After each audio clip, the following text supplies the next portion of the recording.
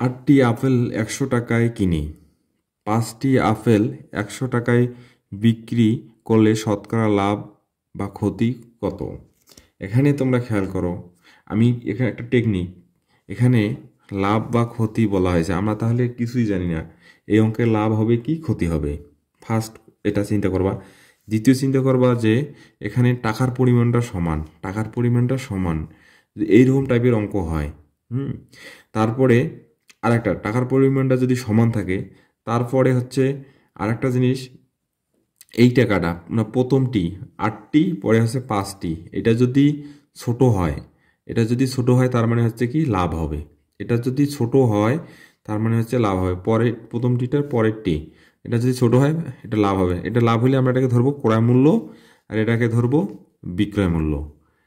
ওকে, এখন অঙ্ক আমরা চলে যাই, ধরি বিক্রয় মূল্য,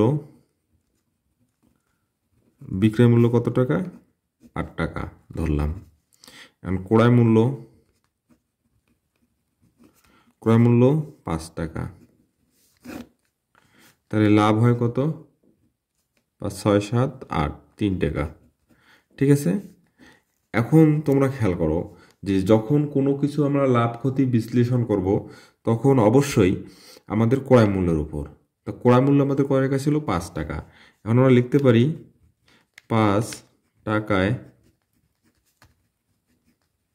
লাভ হয় 3 টাকা, অতএব 1 টাকা লাভ হবে কম, কম হলে ভাগ, অতএব 100 টাকায় লাভ হবে বেশি, বেশি হলে উপরে যাবে। ঠিক আছে, উপরে গুণ হবে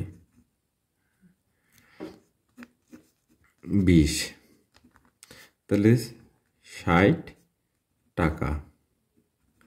এখন উত্তর আমাদের 5 সেন্টেন্সে দেওয়া আছে, তাহলে উত্তর লেখার সময় লিখব উত্তর লাভ হয় 60%।